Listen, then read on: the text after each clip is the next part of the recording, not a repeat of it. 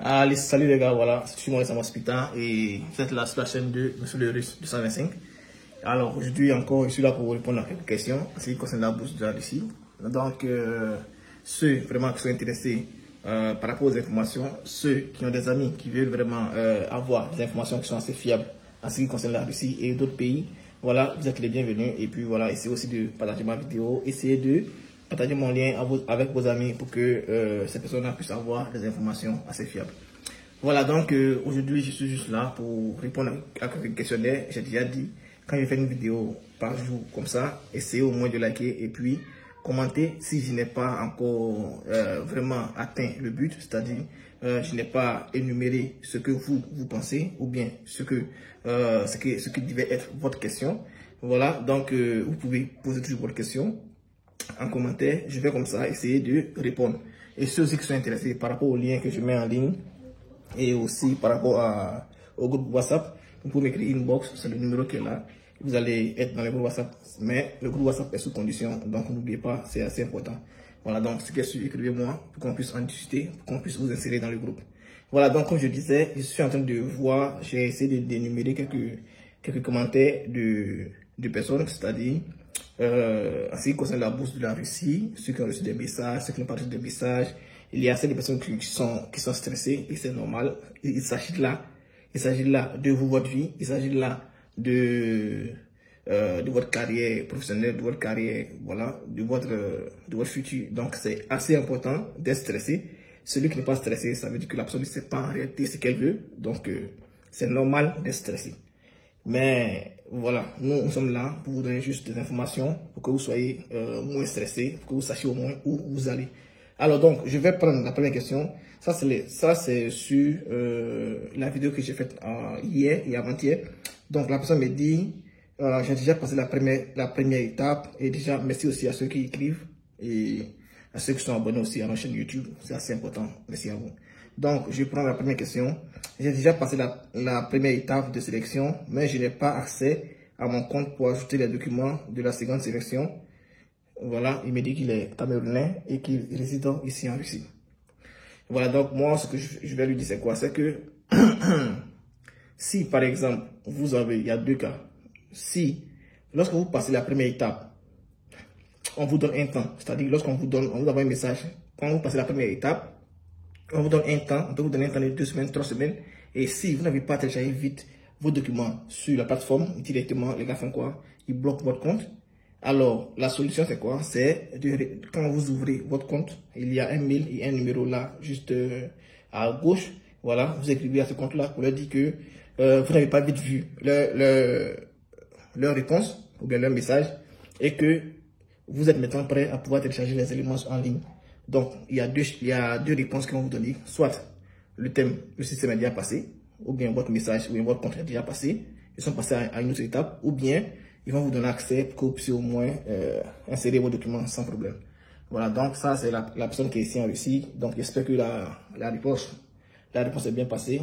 Donc je passe à la seconde personne qui dit est-ce qu'on envoie forcément un message même pour ceux qui ne sont pas retenus? Vous savez déjà, comme je l'ai dit, il y a deux aspects, il y a deux étapes. Et les deux étapes, la première étape, par exemple, lorsque vous postulez et que vous ne passez pas la première étape, il y a un message qui s'affiche là. Le message dit que vous n'avez pas été retenu pour la première étape, tout. Voilà. Et ce que vous devez savoir, c'est quoi? C'est que les systèmes de sélection de la première étape et de la seconde étape, la première étape, on ne sélectionne pas en même temps le quota. C'est-à-dire que si par exemple, au Cameroun, vous avez un quota de 300 à 500 étudiants qui doivent être sélectionnés, on sélectionne plus de 500. Vous voyez? Donc plus de 500, plus de 600. On peut même prendre 700. Vous voyez un peu? Ceux qui respectent. Donc la première étape, c'est tous ceux qui respectent les conditions. Donc quand vous respectez la condition de la bourse, directement vous passez l'étape. Vous comprenez? Donc, ça ne veut pas dire que si vous passez la première étape, ça veut dire que vous êtes sélectionné. Non. Ça, c'est si on vous envoie un message pour vous dire vous êtes retenu pour la bourse. Là, c'est différent de vous avez été sélectionné pour la seconde étape. Voilà. Donc, lorsque vous mettez vos documents pour la première étape et qu'on vous envoie un message pour vous dire vous avez été sélectionné pour la bourse, ça veut dire que vous avez au moins 95% d'être sélectionné pour la seconde étape, et aussi 100% d'avoir la bourse. Vous comprenez un peu. Maintenant, si on vous dit vous avez été sélectionné pour la première étape, c'est-à-dire pour la seconde étape, ça veut dire que vous êtes dans le quota de ceux qui ont bien, ou bien ceux qui ont de bons documents, vous comprenez un peu, de bons documents pour pouvoir passer, qui sont éligibles, voilà, c'est le thème, qui sont éligibles à la bourse. Donc, vous tous, vous passez la première étape. Vous comprenez? Donc, vous passez la première étape. S'il y a 600 personnes qui sont éligibles, vous passez la première étape pour aller à la seconde étape. Mais à la seconde étape, vous allez voir qu'ils vont respecter maintenant le quota là-bas. Donc, c'est pourquoi il y a d'autres qui seront sur liste d'attente. Il y a d'autres qui seront totalement éliminés. Vous comprenez un peu? Donc, ce que moi je voulais vous dire, c'est quoi? C'est que la première étape, oui, ils vont vous envoyer un message pour vous dire non, vous n'avez pas été sélectionné, voilà, et tout ça. Mais la seconde étape, c'est pas certain qu'on vous envoie un message. Parce que la seconde étape même, on n'envoie pas de message de sélection sur la plateforme. Non, on écrit à ceux qui sont sélectionnés. Donc, si vous êtes 600 à passer la première étape et qu'ils ont besoin de 300, ils vont envoyer des messages aux 300 personnes, pas aux 600 personnes.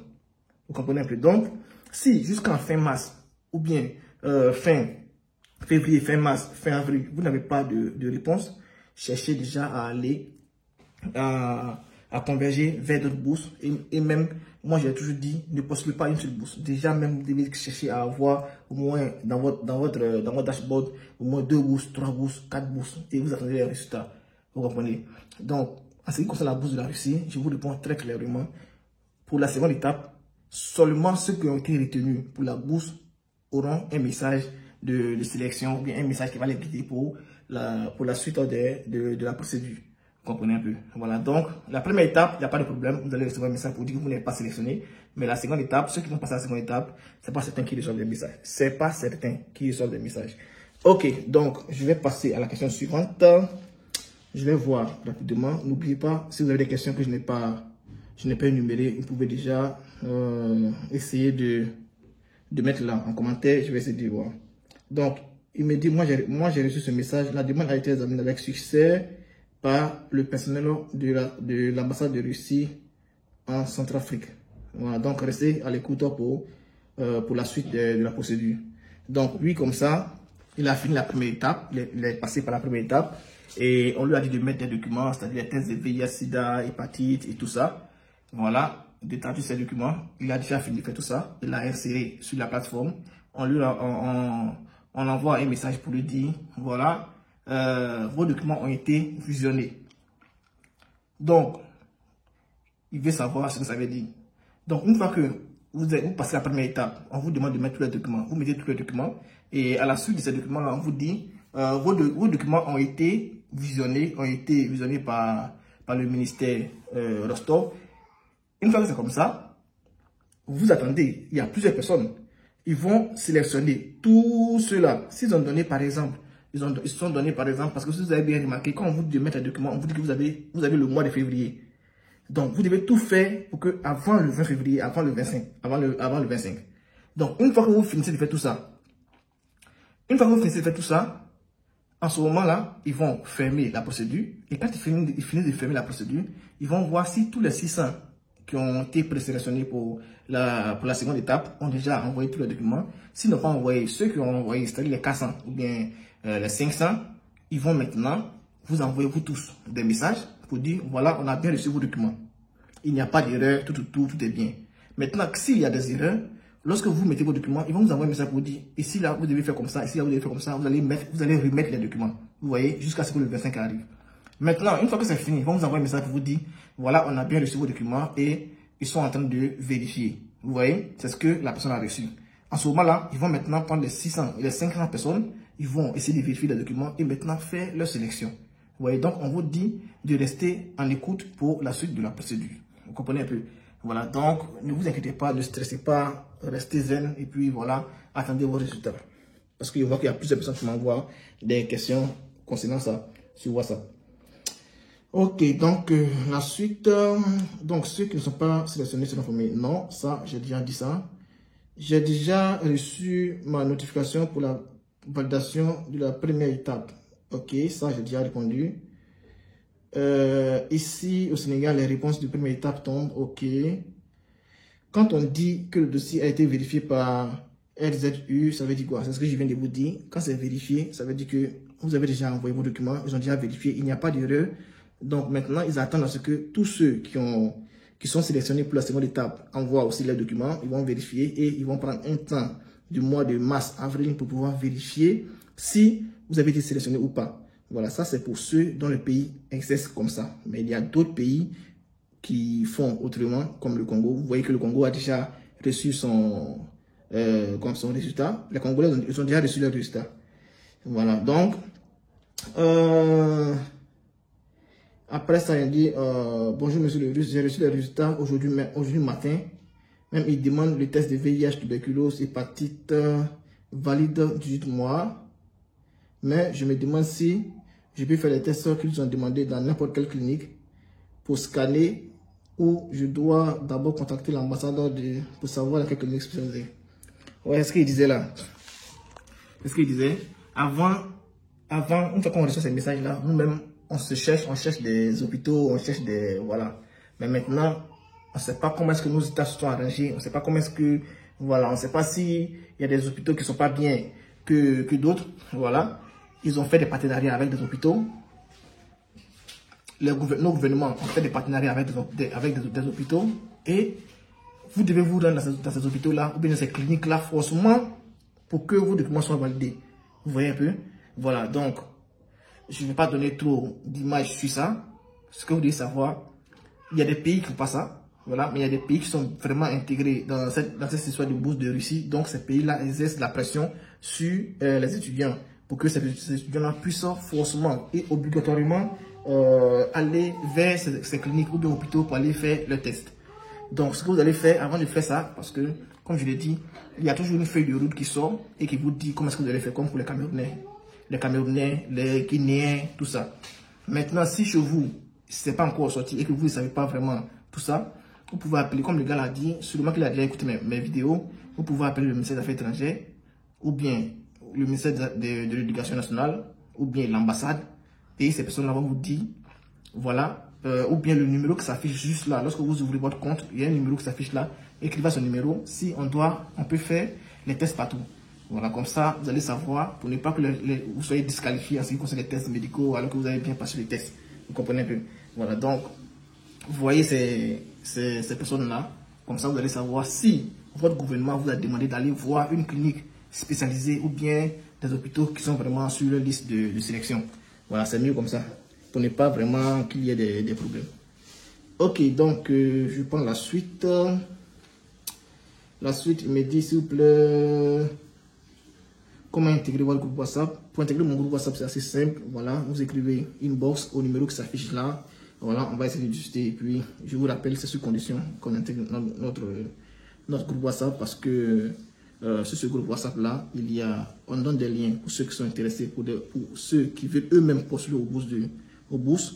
Maintenant, pour ceux aussi qui veulent solliciter nos services, n'ont pas vraiment l'obligation d'intégrer le groupe WhatsApp. Ce n'est pas un problème. Vous pouvez nous solliciter indépendamment. Ok, donc, il y a l'autre qui me dit, est-ce que vous connaissez quelqu'un qui était sur la liste des réservistes, mais finalement avait reçu la bourse et voyagé sur l'indépendance? Bien sûr, bien sûr. Je me rappelle très bien, l'année passée, on a soutenu 12 étudiants. Les 12 étudiants, il y a 7 qui avaient obtenu la bourse. Il y a 2 qui étaient des réservistes. Et les autres n'ont pas obtenu la bourse. Voilà. Et les deux réservistes étaient sur la liste. Après, on les a recontactés pour que ces étudiants-là puissent renvoyer leurs documents. Vous voyez, c'est possible, mais seulement que la probabilité est très mince. Voilà. Qui va obtenir une bourse et refuser d'y aller? Surtout que la personne a fait la première étape, la personne a dépensé pour les tests, tout, jusqu'à ce que la personne soit retenue. Si la personne ne veut pas y aller, il y a vraiment des raisons qui sont assez fiables, des raisons qui sont assez intenses. Ces personnes-là peuvent peut-être perdre quelqu'un ou voilà. Si la personne qui doit les soutenir ici en Russie, la personne décède ou bien la personne a un problème, vous voyez que directement la personne est impuissante à pouvoir venir ici et étudier. Donc, c'est dans ce contexte-là seulement que voilà, ces personnes-là peuvent comme ça rejeter leur admission pour avoir une bourse ici en Russie. Donc, je ne vois pas autrement. Donc, si vous êtes réserviste, moi je le dis à chaque instant, essayez de l'oublier et puis essayez de voir autrement. Maintenant, si on vous appelle pour vous dire, voilà, vous devez envoyer des documents et tout ça parce que vous avez été sélectionné, ben, ça peut arriver. Comme je l'ai dit, il y a 2 personnes l'année passée qui ont reçu ça. Donc, les réservistes, il y a toujours de l'espoir, mais ne restez pas concentré sur le thème réserviste. Voilà, essayez de voir si on vous appelle, vous y allez. Si on ne vous appelle pas, l'année prochaine aussi, vous allez postuler. Voilà, donc je crois que je vais m'arrêter là pour que la vidéo soit assez longue. Je vais faire une direct bientôt, mais pour l'instant, vous voyez qu'on va au travail, donc pour l'instant, il n'y a pas assez de temps. Donc, je vais faire une vidéo bientôt pour qu'on puisse mieux en parler. Et puis voilà. N'oubliez pas les gars, essayez de vous abonner à la chaîne YouTube, essayez aussi de partager. Et à plus les gars.